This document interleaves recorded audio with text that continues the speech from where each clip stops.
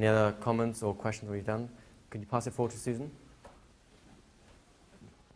I noticed that you didn't put wake up, like shaking their limb or something.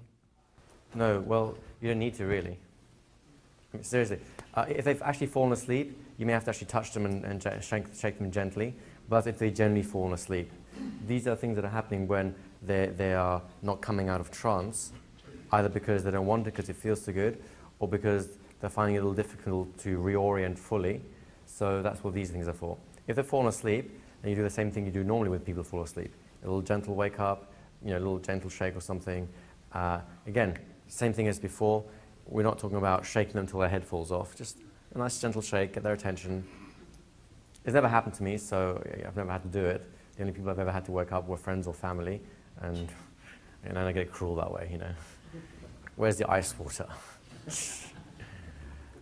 Someone over here in the back there, or Bobby?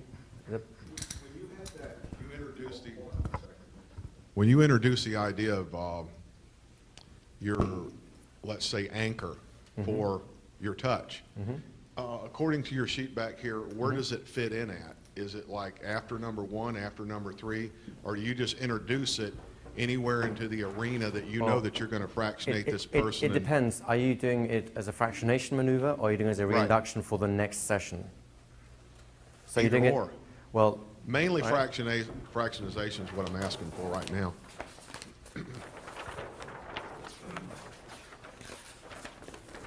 So, if you're doing it as a fractionation procedure, fractionation is a deepening method. So you do it.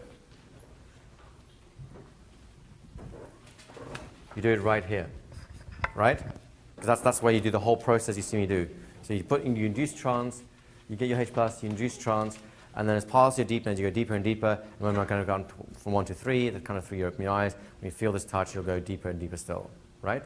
1, 2, 3, open your eyes and go deeper. 1, 2, 3, open your eyes and go deeper. 1, 2, 3, open your eyes and go deeper. Now I'd like you to realize that the sound around you is going to help you to enjoy this process even more.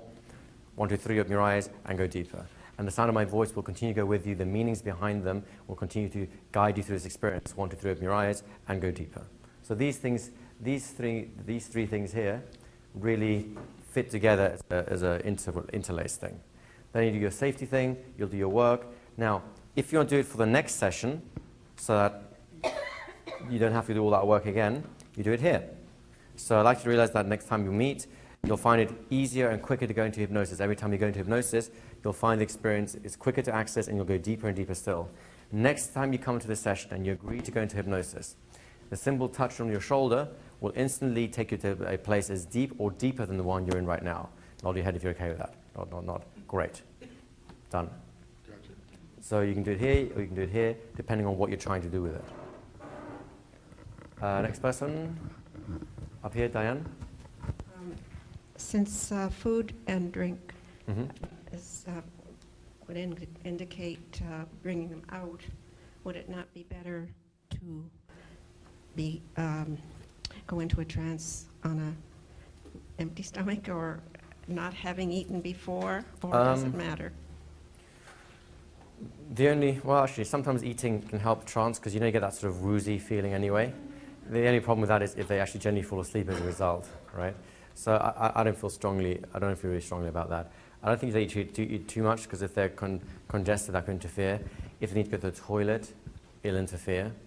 But other than that, I really don't feel strongly. Same thing is the opposite, by the way. If they have eaten nothing and they're hungry, that can also interfere. So beyond that, I'm really not that fussed. Up front here.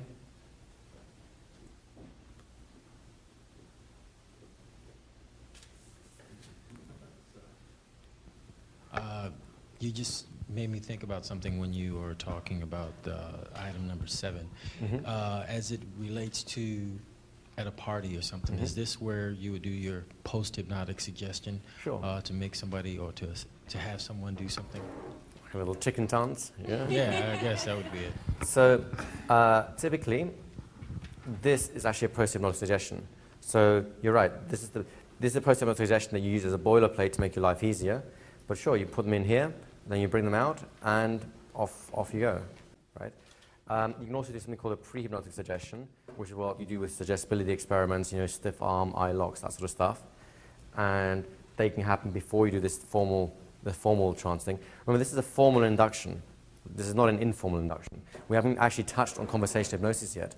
We're just setting the structures up that will allow you to do conversational hypnosis, right? So to answer your question fully, yes, you do it anywhere in this section here, would be the post-hypnotic session for whatever experience they're having.